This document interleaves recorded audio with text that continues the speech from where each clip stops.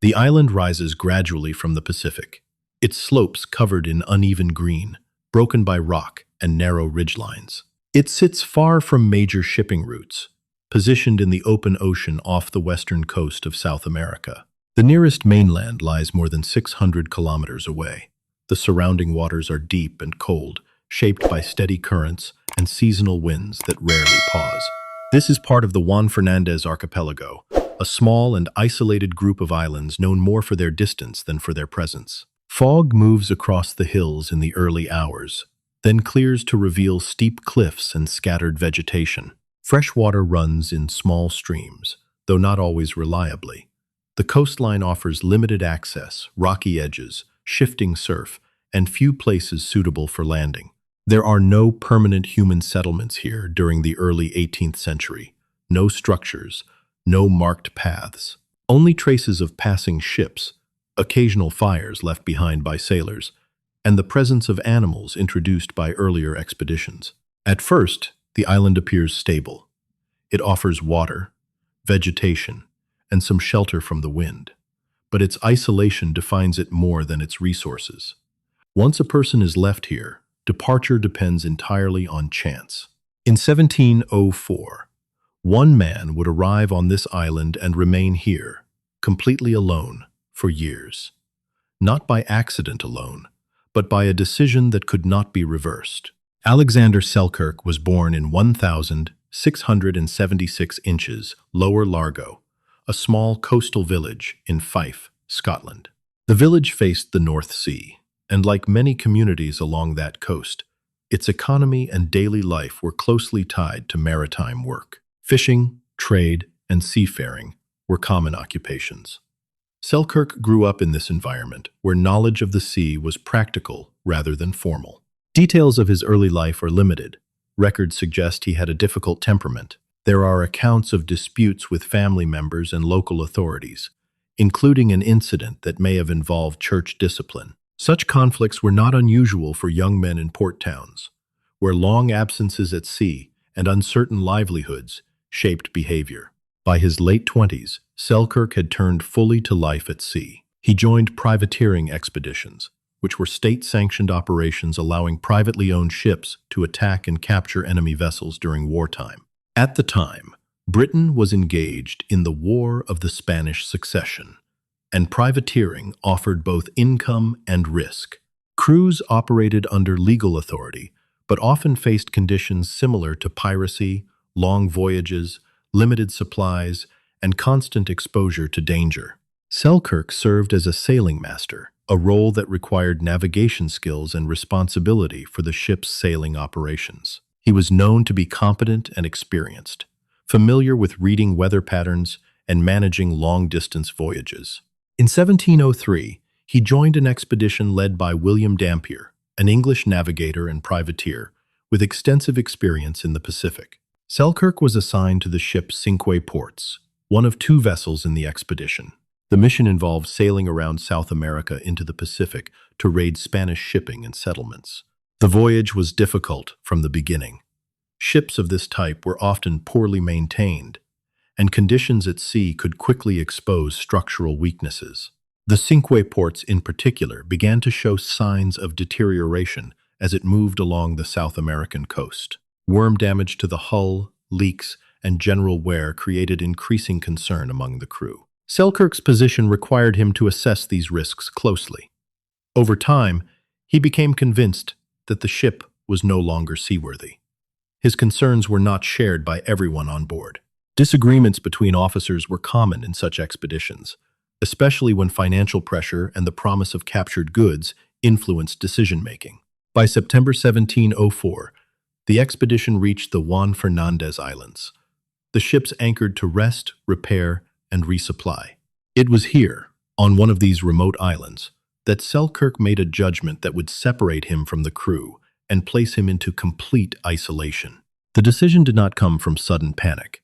It followed weeks of observation, calculation, and growing disagreement about the condition of the vessel he was expected to trust with his life. In September 1704, the Cinque Ports anchored off one of the Juan Fernandez Islands to take on fresh water and allow time for basic repairs. The stop was routine. Ships traveling long distances depended on such islands to restore limited supplies and make temporary adjustments to damaged structures. By this point in the voyage, the condition of the ship had become a central concern for Alexander Selkirk. The hull showed clear signs of deterioration. Worms, common to warm waters, had weakened the wood, creating small openings that allowed water to seep through. The crew had already spent time attempting repairs, but the materials and tools available were limited. What could be fixed on open water was often only temporary. Selkirk assessed the situation based on his experience. As sailing master, he understood the risks of continuing with a compromised vessel, especially across long stretches of open ocean. In his judgment, the ship was unlikely to survive the remainder of the journey. He believed that staying on the island offered a higher chance of survival than remaining on board. The ship's captain, Thomas Stradling, did not agree. Disputes between the two had developed over time, and this disagreement brought them to a final point. The crew prepared to leave the island after resupplying, intending to continue their mission despite the damage. Selkirk made a decision that was both deliberate and irreversible. He asked to be put ashore. At the time, this was not entirely uncommon. Sailors occasionally chose to leave ships under extreme disagreement, though such decisions carried significant risk. Once left behind, return depended entirely on another ship arriving, which could take months, years, or never happen at all. Selkirk was given a small number of supplies.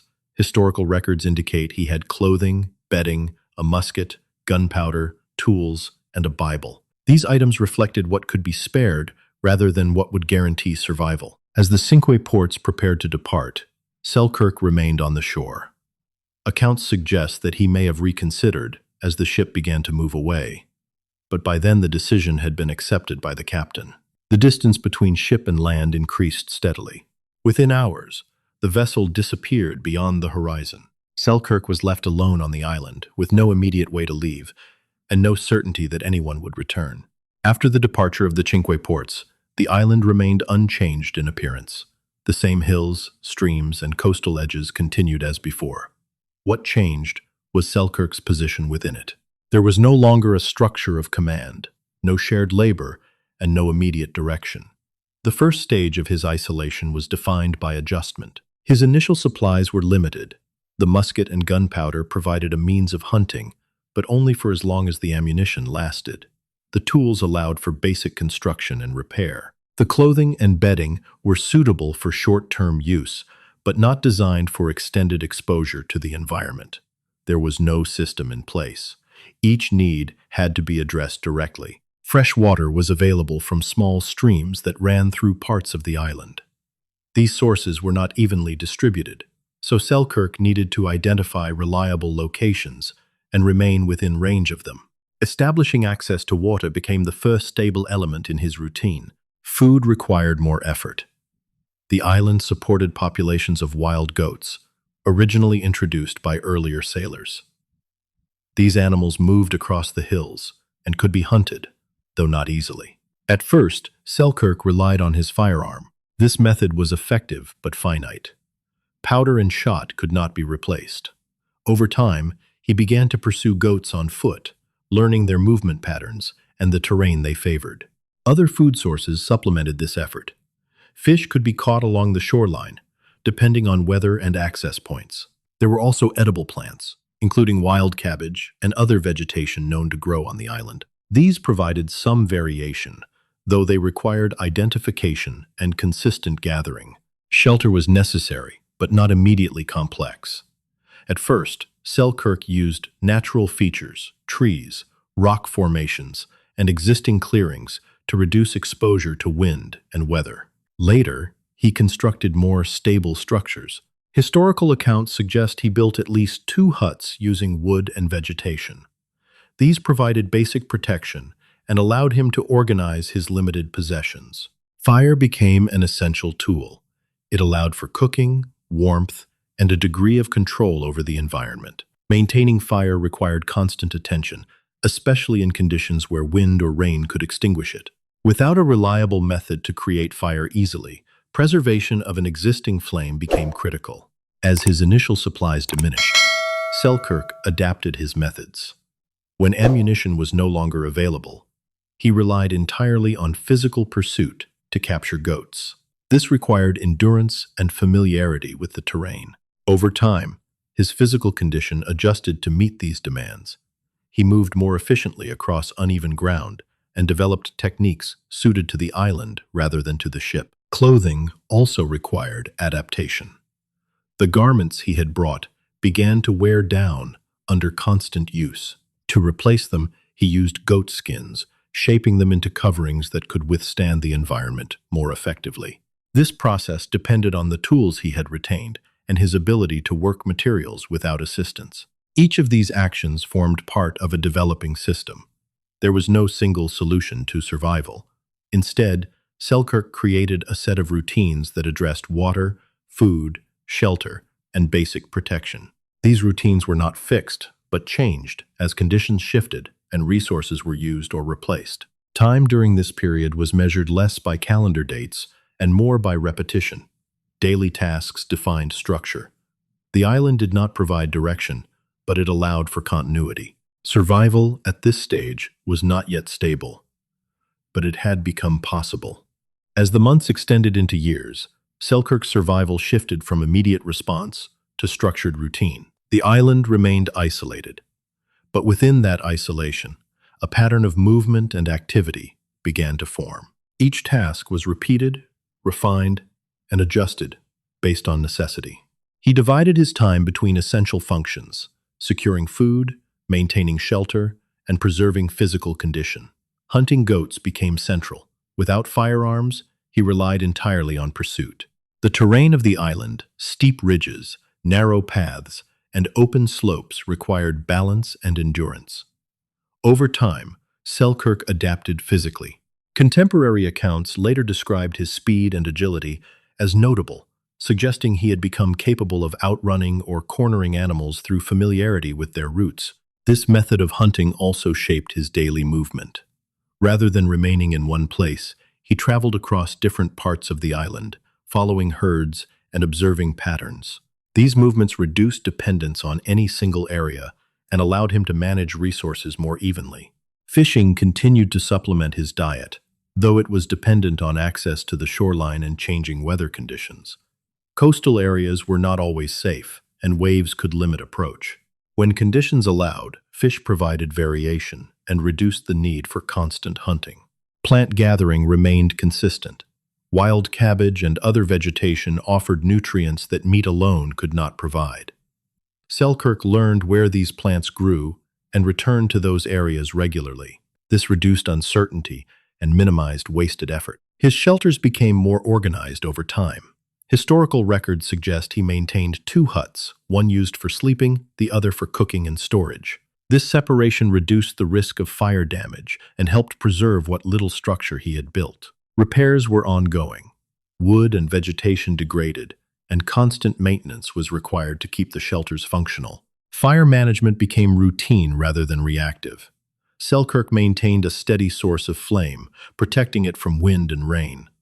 Cooking, warmth, and food preparation all depended on it. The loss of fire would have required significant effort to restore, so it remained a priority in his daily schedule. Clothing, made from goat skins, was replaced as needed. This process required time and manual effort, using simple tools to shape and secure the material. These garments were more durable than the clothing he had arrived with and better suited to the environment. Beyond physical survival, routine served another purpose.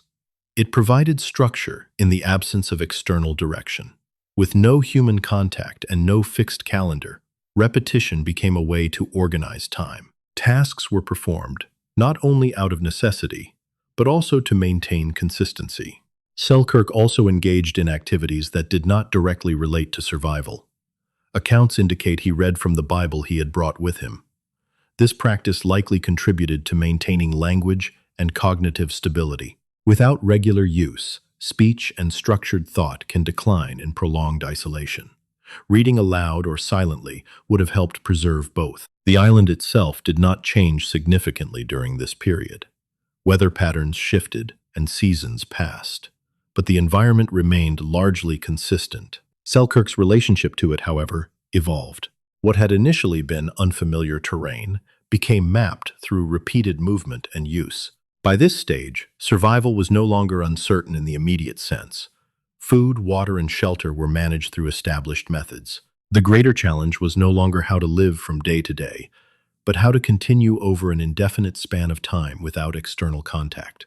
As the years progressed, the practical systems Selkirk had established remained functional. Food could be obtained, shelter could be maintained, water was accessible. These conditions reduced immediate physical risk, but they did not address the effects of prolonged isolation. There was no human contact during this period, no conversation, no shared tasks, and no external confirmation of time or events. The absence of interaction created a different form of pressure, one that developed gradually rather than suddenly. Selkirk's environment offered little variation. The same terrain, the same routines, and the same boundaries repeated without interruption. Over time, this repetition affected perception. Without a calendar or consistent markers, the distinction between days became less defined. Time was measured through activity rather than sequence. Weeks and months could not be tracked with precision. Historical accounts suggest that Selkirk maintained some level of structure through reading and spoken recitation. The Bible he carried became more than a religious text. It functioned as a tool for maintaining language and rhythm. Regular reading would have provided a form of continuity, reinforcing patterns of thought that might otherwise weaken in isolation. There were moments when the isolation was interrupted, but not in ways that reduced risk. On at least 2 occasions, ships approached the island. These were Spanish vessels, operating in a region where Selkirk, as part of a British privateering expedition, would have been considered an enemy. Capture under such conditions could have resulted in imprisonment or execution. During these encounters, Selkirk avoided detection. He moved inland, using the terrain for concealment. The same knowledge of the island that supported his survival also allowed him to remain hidden. These events introduced brief periods of heightened awareness, but they did not alter his situation. The ships departed, and the island returned to silence. Physical strain also accumulated over time. Hunting without tools required sustained effort. Minor injuries, cuts, falls, muscle strain would have been unavoidable. Without medical supplies, recovery depended entirely on rest and natural healing. Illness, if it occurred, would have been managed without treatment. Despite these conditions, Selkirk continued to function within the system he had created. His routines did not disappear. They adapted slightly when necessary, but remained consistent overall. This consistency may have limited the impact of isolation, providing a framework that reduced uncertainty. There is limited direct record of his internal state. No journal survives from his time on the island. What is known comes from later accounts, recorded after his rescue. These suggest that while the isolation was difficult, it did not lead to complete disorientation or incapacity. Instead, the effect was cumulative. The absence of human presence, the repetition of environment, and the lack of temporal reference combined into a steady, ongoing condition. It did not end on its own. It continued until an external event interrupted it. In February 1709, more than 4 years after Selkirk had been left on the island, 2 British ships approached the Juan Fernandez archipelago. These were the Duke and the Duchess, privateering vessels commanded by Woodes Rogers, an English captain operating in the Pacific. The ships anchored offshore to take on water and assess the island. Such stops were standard procedure during long voyages. At first, there was no expectation of finding anyone there. The island had no known permanent inhabitants, and any previous visitors were assumed to have left. From the shore, Selkirk saw the ships arrive. This was not the first time vessels had appeared, but the circumstances were different. The flags and behavior of the ships suggested they were not Spanish. Even so, caution remained necessary. He had spent years avoiding detection when uncertain. Eventually, he made contact. Accounts from Rogers and his crew describe a man approaching them from the island. His appearance reflected the conditions of his isolation. His clothing was made from goat skins. His hair and beard had grown untrimmed. His movements were described as quick and controlled, shaped by years of physical adaptation to the terrain. Communication was possible, but not immediate in the usual sense. Selkirk had spent years without speaking to another person. His speech was reported to be affected at first, requiring time to return to normal patterns. Despite this, he was able to explain his situation and identify himself. The crew confirmed his account. Records of the earlier expedition in the Cinque Ports supported his story. It was later established that the ship he had left had indeed been lost, validating his original concerns about its condition. Selkirk was taken aboard the Duke. His physical condition, while altered, was stable. He had maintained strength through constant activity and a consistent food supply. The transition back to shipboard life began immediately, though the adjustment would take time. After more than 4 years of complete isolation, his separation from the island ended in a direct and practical manner. There was no ceremony, only a change in circumstance. After his rescue in 1709, Alexander Selkirk did not return immediately to a settled life. He joined the expedition, led by Woodes Rogers, and continued at sea for a period of time. His experience on the island had altered his abilities in ways that were immediately useful. He served as a guide and resource, particularly when ships needed to navigate or resupply along unfamiliar coasts. Over time, Selkirk returned to Britain. His account of isolation became known through published reports, including Rogers' own writings. These descriptions provided one of the earliest detailed records of long-term solitary survival in a remote environment. The account was not presented as fiction, but as observation and example of what had occurred under specific conditions. His experience later influenced literature. The most well-known connection is to Robinson Crusoe, published in 1719 by Daniel Defoe. While the novel is fictional, it draws on elements that parallel Selkirk's documented time on the island.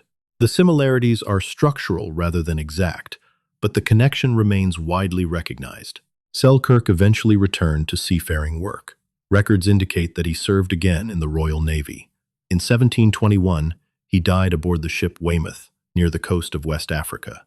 The cause of death is believed to have been illness, though details are limited. His years on the island remain the most defined period of his life. They demonstrate a form of survival based not on sudden action, but on sustained adjustment. There were no external interventions during that time, no assistance, only the gradual development of methods that allowed continuation under isolation. The island did not change. The conditions did not improve. What changed was his ability to exist within them. His survival was not marked by a single event, but by duration.